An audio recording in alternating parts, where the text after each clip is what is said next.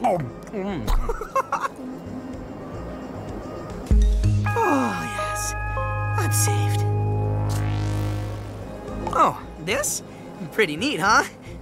I watched the first Fantastic Beasts and Where to Find Them back in theaters without really knowing much about the wizarding world. I had seen the first 2 Harry Potter films when I was a kid, but that was pretty much it. I didn't know until sitting in the theater that this was even like tied to Harry Potter. I just went in because, you know, magic movie and my buddy wanted to go. I remember enjoying the first film quite a bit, but just kind of never got around to watching the sequels that followed. Jump years later and I finally dived into the wizarding world after reading the Harry Potter books, and I adore this world and its characters and dove into the films as well. After just melting away with Harry Potter, I felt myself kind of wanting more from this universe, so I turned to the Fantastic Beasts movies, but never actually like sit down to watch them because we wanted to plow through all 3 movies in one sitting, which is definitely a time sink for sure. Well, with Crimes of Grindelwald being picked for this year's 31 for 31, it was time to sit down and watch them all. I'm back.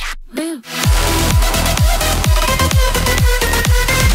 The first film follows Newt Scamander, a wizard who writes about the magical beast, or fantastic beast, if you will, which leads him to New York, bumping into Jacob, a baker, looking for a loan, which causes some of Newt's beasts to get loose from his briefcase, causing a panic that leads the American wizard police to track down Newt and Jacob, which is led by Tina, who all finds themselves against something more sinister. Now, I'm going to say it right now, but there are some spoilers that are going to be in this review and for the other reviews. Like I said, I think if I just cover trilogies, like I have to give somewhat of spoilers because I have to talk about the sequels. With that being said, I was kind of surprised on how little this film actually stuck with me over the years. I pretty much only remembered a few things, so honestly, like, it did feel like rewatching it. I felt like I was watching it for the first time. I have to say that Eddie Redmayne is an actor that is really all over the place for me. Some performances I think he's great and others can be completely terrible. And I think personally here, this is one of his weaker performances. There's just something that he does with his face and mannerisms that come off as kind of disingenuous and more or less just playing a character. Like, I just felt like he was playing a character the whole time, not that this character actually existed in this world. This is something that happens in the rest of the movies as well with his character. The characters around him help bring him into existence a little better, but on his own, it's just an actor trying hard. Speaking of bad performances, Ezra Miller is in this movie, and they suck as well. Miller, honestly, in my opinion, might be one of the worst actors that were pretty prevalent during this time. I guess they still kind of are, but maybe for other reasons. It's like someone who's tone deaf trying to sing Dolly Parton. Outside of these two, the rest of the performances are decent. I love Dan Fogler. I think he's pretty underrated as an actor, but Collin Farrell might be the best performance. There's a moment at the end of the film where the big reveal is happening and Farrell just does an amazing job moving into that reveal, starting to move, talk, and have similar mannerisms to Johnny Depp, but subtly. It's honestly one of the best parts about the movie. Another thing I thought was pretty good that after all these years was the CG.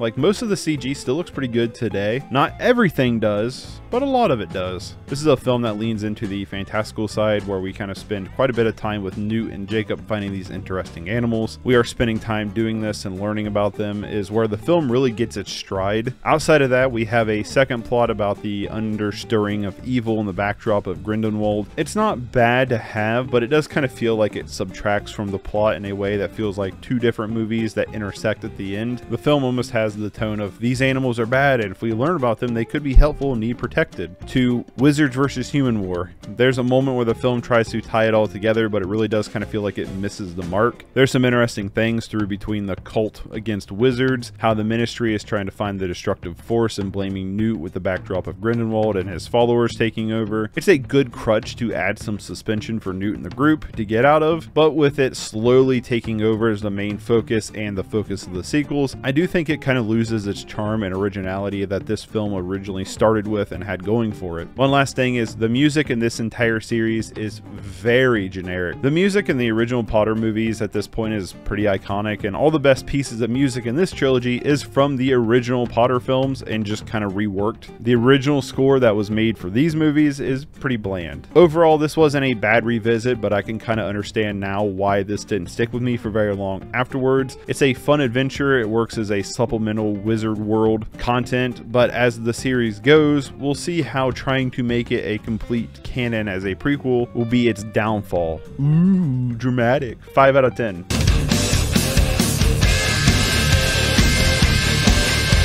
The second film, and the one that was actually picked for 31 for 31, was Fantastic Beasts: The Crimes of Grindelwald. That is like a hard word for me to mush together. Grindelwald. Jeezy Pete's. I don't know why I can't say this. Grindelwald from 2018. For some reason or another, I didn't see this one in theaters. I'm not really sure why. This came out in a time where we were going to theaters on a regular basis, and after liking the first film, I'm not really sure why I didn't go see this one. This time around, we follow Newt and the crew again as we are introduced to a young Dumbledore played by Jude Law. Grindelwald is in the midst of gathering his followers, wanting Creedence Clearwater Revival to join him. The film is mainly about Creedence Clearwater Revival trying to find out his origins and who he is. While the film is called Fantastic Beasts, there's a reason it's so small on the poster, because there's hardly any Fantastic Beasts here. There's like 2 new ones and that's it. Sure, some of the familiars show up, but this film is really should have just kind of dropped the whole Fantastic Beast parts of its name. I get why it's here, because people will get too confused to realize that this is actually a sequel, but it does kind of really pull away from what I consider was the more interesting aspects of the first film, kind of leaving behind a less focused narrative that's kind of similar to the first series, like the Harry Potter series. There's a big bad wizard and the crew needs to stop him. I will say Depp does a good job here as Grindelwald, but the problem here is like majority of the story, we are introduced to characters only for them to be an emotional crux of the film without having proper development to be attached to them. The entire series has this feeling of insistence rather than proper development. It insists that you feel this way. It insists there's history. It insists importance without showing or doing anything to justify that insistence. It's just saying this without backing it up. There's a whole plot with Credence's backstory that kind of derails to be Letta Lestrange's backstory that literally leads nowhere and doesn't really impact anything. The film wastes so much time on this, but doesn't develop it properly. It just wastes time on insisting. If you want this backstory on Letta to be important, or is it Lita? I can't remember now. I can't remember if it's Letta or Lita. But anyway, let's spend time with Letta's history. Let's spend time in this past to grow this. It's annoying you just insist it and waste my time without doing anything. It's annoying you split the story in so many directions, only telling me to feel this way rather than making me feel this way. You're splitting the story of like full seasons worth of content in 2 hours, just giving me the cliff notes. You don't have time for everything you want to do here, so you just end up wasting my time by not developing anything. Then you lead to a point that means absolutely nothing. There's no resolve here. It's a bait and switch. I originally gave this a 5. This is like one of those movies that's a 5 out of 10 when you finish watching it, but then you kind of start to think about it more and it just kind of crumbles. And that's kind of what happened when writing this review. I started to think about things and now I'm just kind of annoyed. There are things here that's not awful though. For the most part, most performances feel better here. The new beasts we do see is interesting for sure. I think most of the CG is held up pretty well, and I do like the ending set piece with Grindelwald. The film has a lot of issues, but even though thinking back at it, I wasn't really necessarily bored with it. It's very forgettable and feels like this is like one of those like straight to video sequels rather than being a full-fledged sequel despite its budget, but it's a 4 out of 10. It's a 4 out of 10. Say you're sorry.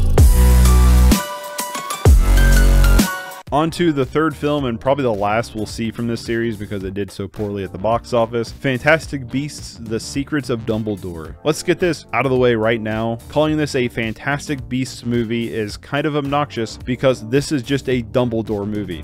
Sure, there's a Fantastic Beast that's kind of the MacGuffin of the film, but the film doesn't even feel like Newt and the crew are the main focus, but rather just crutches to get the story plot along. The story this time around is the history of Dumbledore and Grindelwald, mixing Grindelwald's rise to power and Creedence Clearwater finally getting his revival. The film is surprisingly small considering most of the film was shot under COVID restrictions, but this one definitely feels more like a straight-to-video sequel than the previous one. You don't get large-scale blockbuster moments much. Most of the film is like the main cast split apart, so a lot is like 2 or 3 characters doing things. You can definitely tell they were working around COVID restrictions. Also, like the last film, this film just insists on everything. They don't take the time to naturally develop it. They just go through some exposition insisting this is the emotion, you should feel this is the consequence, these are the stakes, without doing anything. It's constantly frustrating without much going on in terms of actual plot and character building or thrilling set pieces. It's It's super boring. There's just nothing going on here. Now let's talk about the elephant in the room, Johnny Depp. Depp was kicked from the film for pretty much stepping on a bee and replaced with Mads Mikkelsen. I've heard the name, or Mads Mikkelsen. I've heard the name so many different ways. I love Mads personally. He's probably my top 10 favorite actors, but unlike Farrell at the end of the first film, Mads doesn't even try to act like Depp. So you're telling me this is Grindelwald we've spent 2 other films with when he has 0 mannerisms? Not to mention he looks nothing like him. The messed up eye is way more subtle. The hair isn't Spider-1 blonde, and he is not as pale as my belly anymore. None of this is brought up, which is really frustrating. It's frustrating because we've already established that Grindelwald uses disguises. You could have just mentioned that his face while Depp was just another disguise, but you didn't. It would have been so simple just to do that, but no, the film just ignores it, hoping you will too. But even the mannerisms are so drastically different, like you can tell this is not the same character. With that being said, yes, it's very distracting, but I will say that I do prefer Mads Grindelwald over Depp's, and if we didn't already have multiple movies with Depp and instead just Mads in the first place, this wouldn't have been a problem, but unfortunately that's not the case. Outside of that, I have to say that yeah, again, Ezra Miller sucks, but Jessica Williams as Lally, I hated. This weird Atlantean accent that she was doing is just like dog bad. Every time she opened her mouth, I just wanted her to shut up. Her character adds literally nothing to the group. If anything, it's just a distraction from the group. You already have a solid core, but apparently Tina couldn't be in this movie, so we get Lally instead, which just to me is basically Jar Jar Binks or Ben. Outside of Tina and Depp, the rest of the cast returns, and they're pretty consistent with their performances from previous films. There's honestly not a lot I enjoyed here. The CG is decent for the most part, and I do like the fact that unlike the second film, if there isn't a 4th installment, this does act as a ending for the trilogy. Sure, there's some loose ends, but nothing too crazy. There is another elephant in the room though, and that is the fact that they made Dumbledore and Grindelwald lovers, but it's also just an insistence rather than showing you that they actually care for each other or had history. If you told me these two had just met at the beginning of this film, I would have believed you, because there is no chemistry between the two. My wife says it kind of just feels like J.K. Rowling or a WB exec kind of just did this to kind of off balance some of Rowling's statements toward that community, and honestly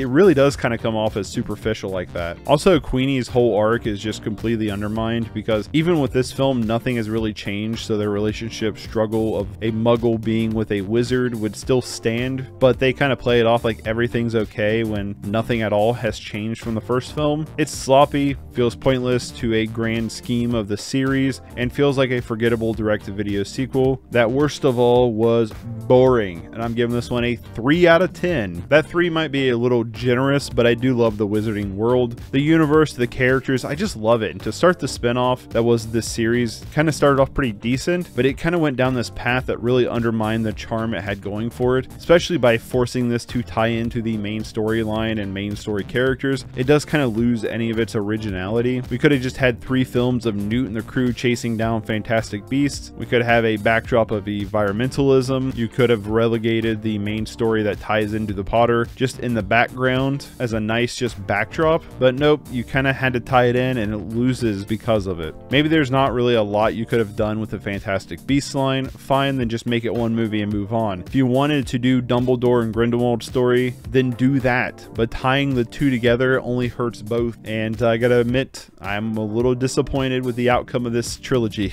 Bye.